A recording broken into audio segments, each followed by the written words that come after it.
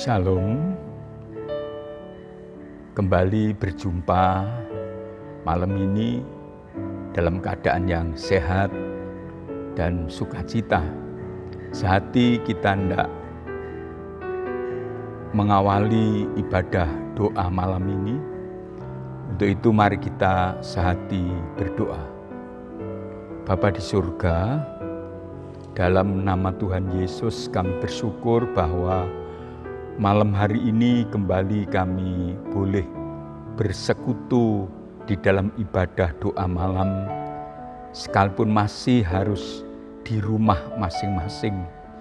Tetapi kami percaya sebagai keluarga Allah yang diikat oleh damai sejahtera-Mu dalam kesatuan roh, maka sekalipun kami di rumah masing-masing, kami boleh satu hati, satu iman, memanjatkan doa, puji syukur kepadamu.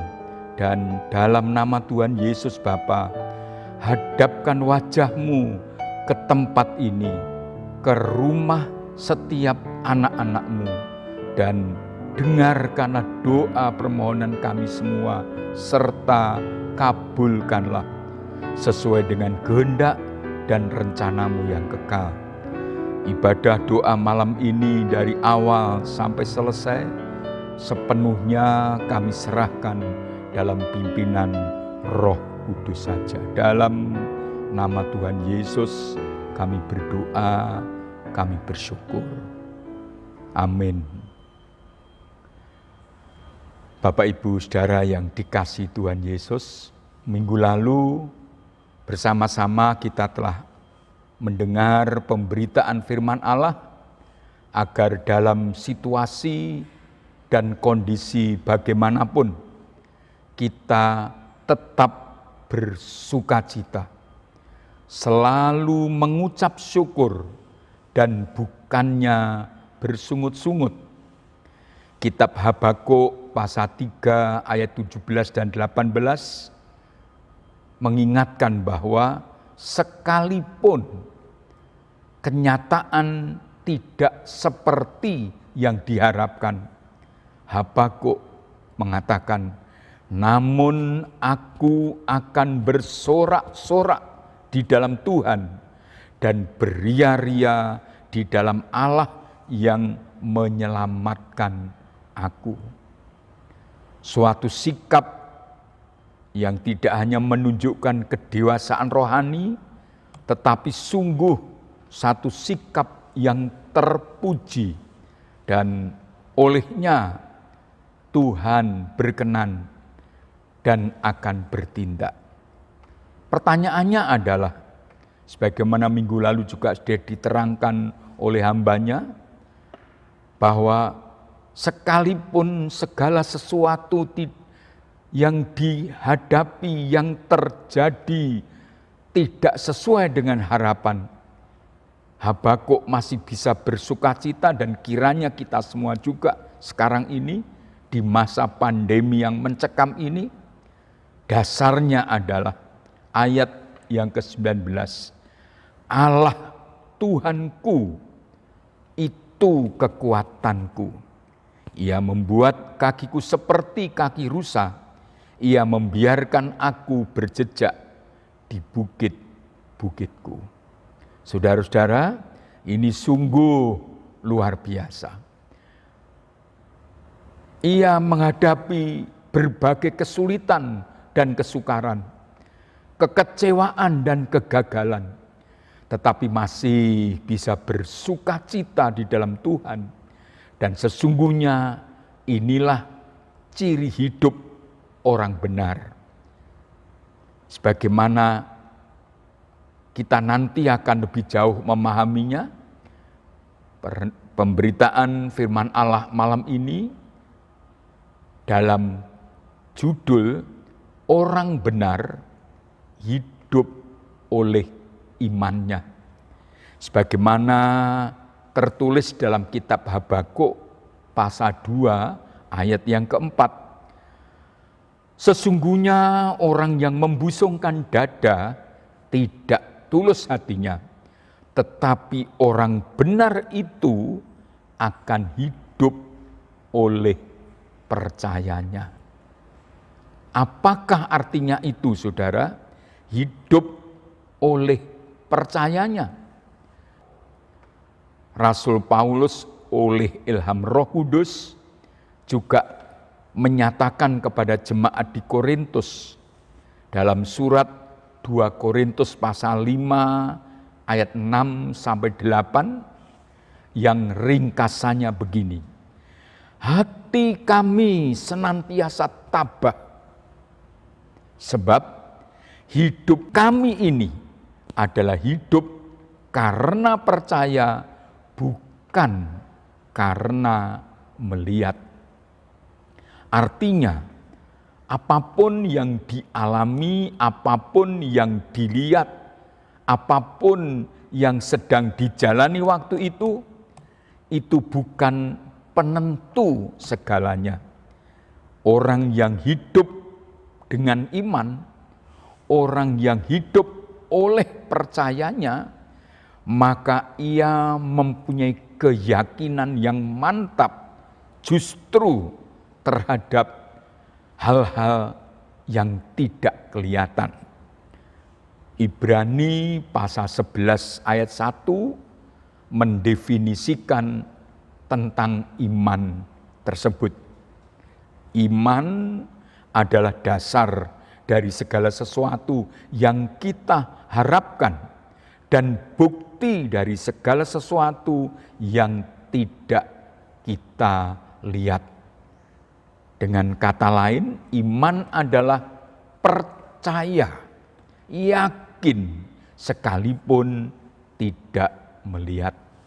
Kembali kepada Habakuk, saudara, pada pasal 3 ayat 17, apa yang kelihatan oleh Habakuk? Apa yang dialami oleh Habakuk? Itu tidak menentukan hidupnya dan menentukan sikapnya.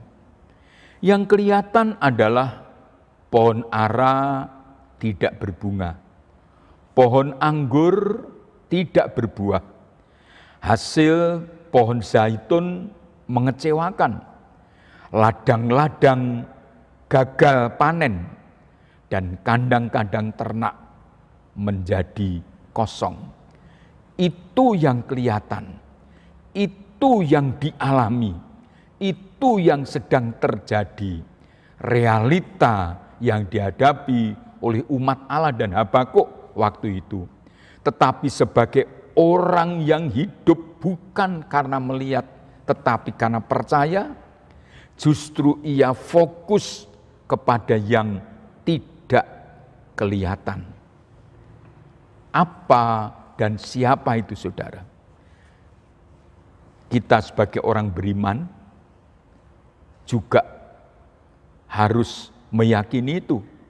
Untuk Habakuk, ia mengatakan bahwa Tuhan Allah itu kekuatanku, yang memampukannya bagaikan seekor rusa untuk berlari di atas bukit-bukit.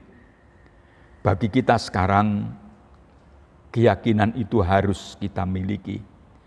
Tidak terpancang kepada apa yang kelihatan, justru iman melihat apa yang tidak kelihatan. Dalam Ibrani pasal 13 ayat 8 dengan tegas firman Allah mengatakan, Tuhan Yesus tetap sama. Dahulu, kemarin, hari ini, dan sampai selama-lamanya. Inilah yang tak nampak tetapi diimani, yang menjadi sumber kuatnya, yang menjadi sumber keselamatannya. Karenanya sekalipun realita yang dihadapi tidak seperti yang diharapkan, kita mesti harus tetap bersyukur, bersukacita. Apalagi Allah Tuhan kita, Yesus Kristus Sang Juru Selamat yang tak berubah, itu adalah Allah yang sanggup menjadikan yang tidak ada menjadi ada. Sebagaimana ditulis Rasul Paulus dalam surat Roma pasal 4 ayat 17b, yang juga sebelumnya malaikat menegaskan itu kepada Maria ketika Maria meragukan bagaimana mungkin ia seorang gadis yang belum menikah bisa hamil dan melahirkan seorang anak laki-laki, itulah Mesias. Malaikat berkata, bagi Allah tidak ada yang mustahil. Inilah iman, keyakinan yang menjadi dasar dari kehidupan kita. Kita saja disebut sebagai orang beriman. Orang yang tidak hanya memiliki iman, tetapi yang menjalani hidupnya hanya oleh iman. Yang harus selalu percaya dengan sungguh bahwa Tuhan selalu punya cara untuk menolong. Minggu lalu pun diberikan beberapa contoh bagaimana Tuhan Yesus ketika menyembuhkan orang buta tidak pernah hanya dengan satu cara, tetapi dengan berbagai cara. Dan di sini pentingnya adalah bukan caranya, tetapi pribadi Tuhan Yesus yang menolong. Bagi Dia tidak ada yang mustahil, dan iman kita kepada Allah, iman kita kepada Kristus yang tidak berubah, itu mampu mengubah segala sesuatu. Tidak hanya dari yang tidak ada menjadi ada, tetapi kegagalan, kekecewaan, kesulitan apapun, Tuhan sanggup mengubahnya. Saudara, sekarang kalau kita sebagaimana dikatakan oleh Habakuk, hidup oleh iman, tentu harus kita wujud nyatakan.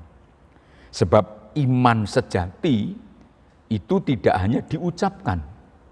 Iman sejati itu dibuktikan lewat tindakan. Apa yang Habakuk lakukan?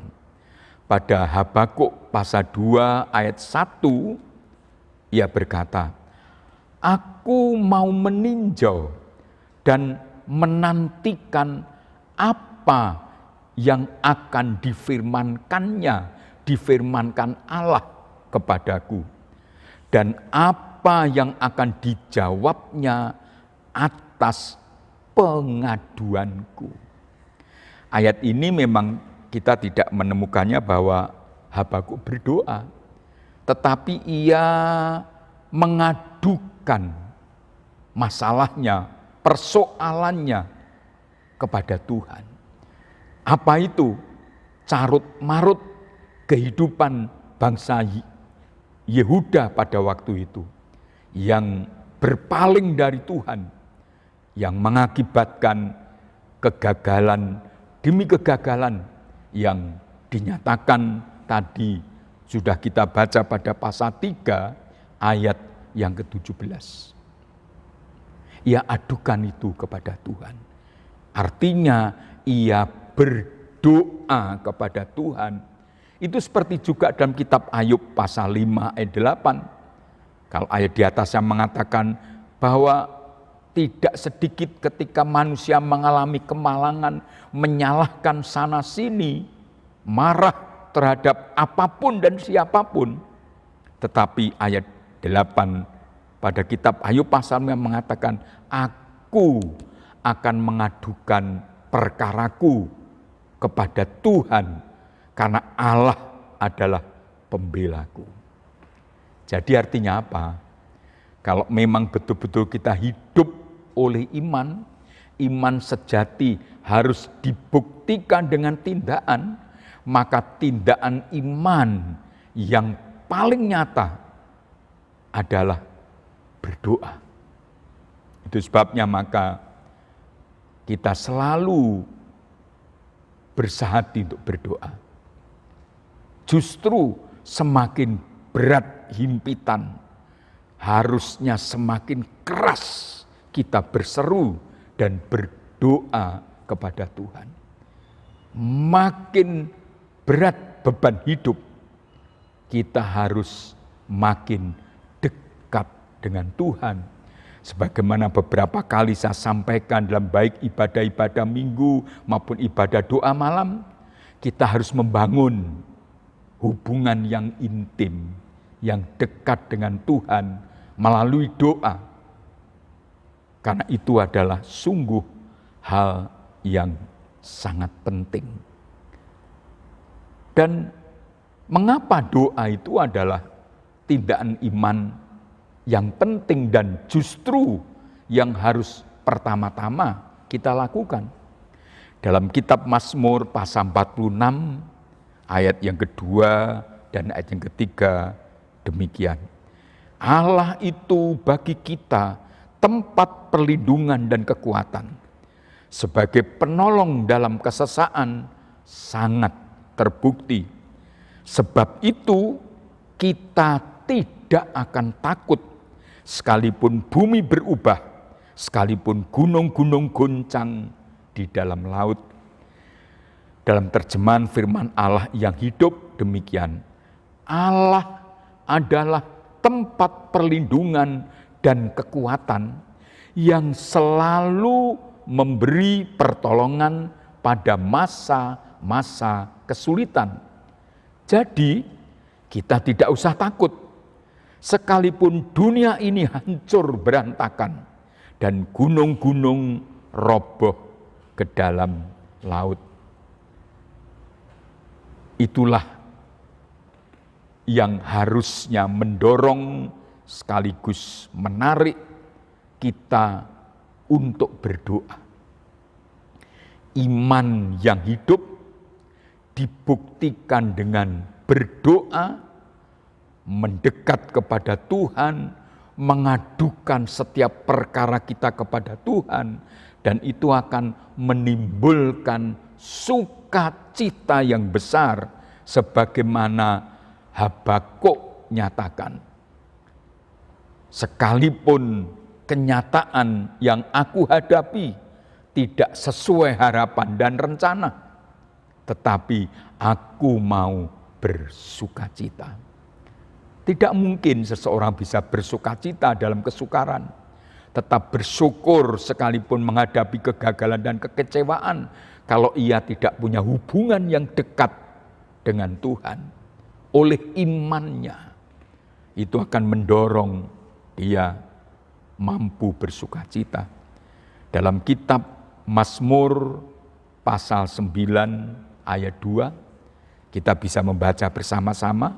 Mazmur pasal 9 ayat 2. Aku mau bersukacita dan bersukaria karena Engkau, bermazmur bagi namamu, ya Maha Tinggi.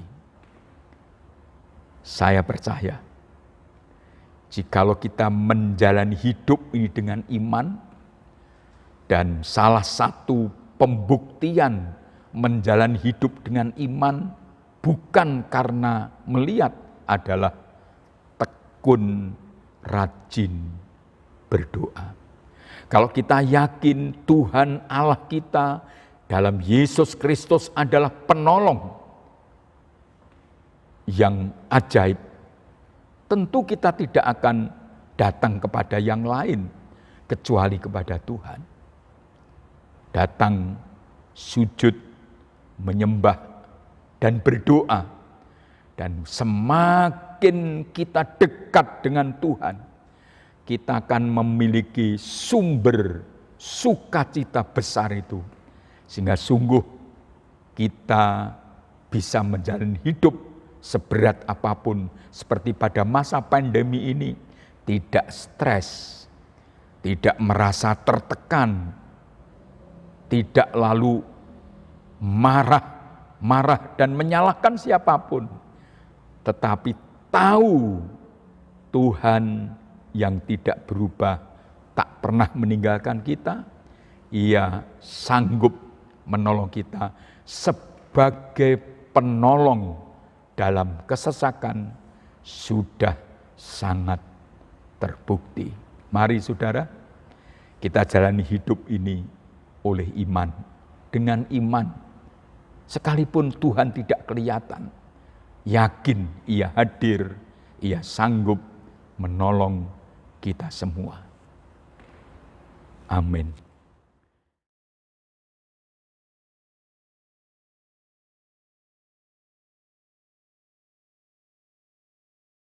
Amin.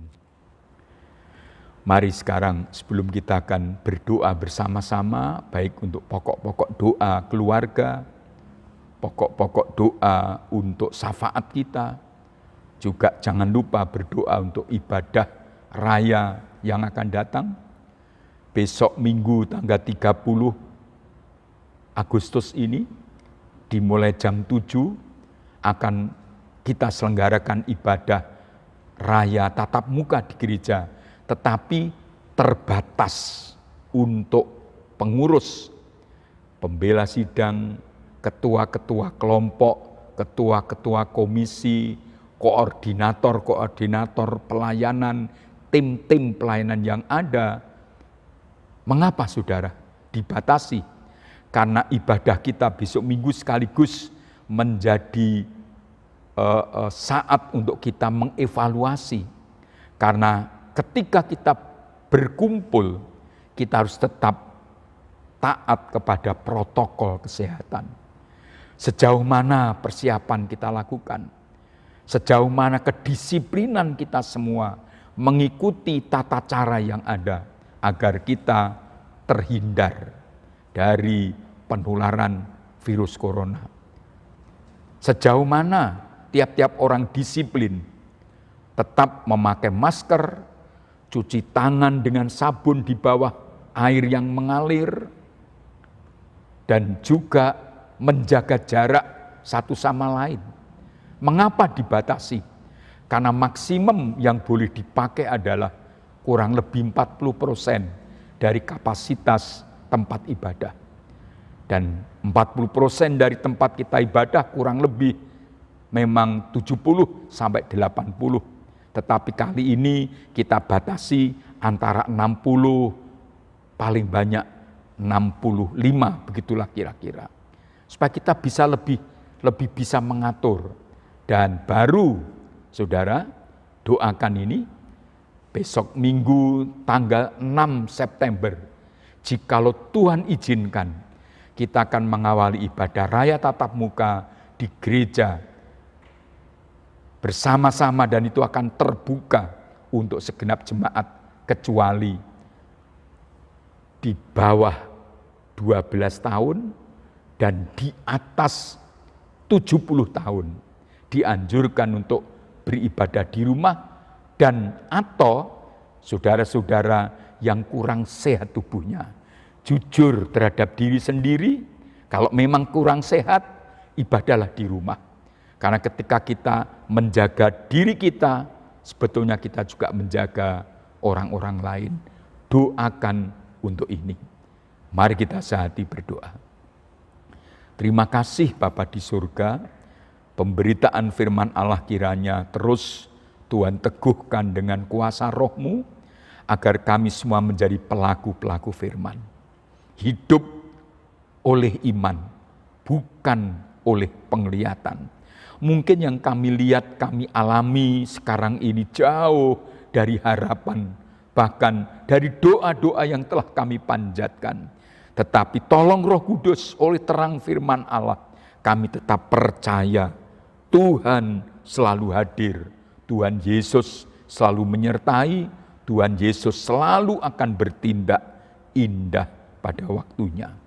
Kami menyerahkan saudara-saudara kami yang sakit, yang lemah, jikalau ada sekarang ini yang mendengar, menyaksikan pemberitaan firman ini sedang sakit, mengalami berbagai kesulitan, dalam nama Tuhan Yesus, Tuhan jamah, Tuhan lawat, Tuhan nyatakan kemuliaan-Mu, dan saudara jadilah sembuh dalam nama Tuhan Yesus.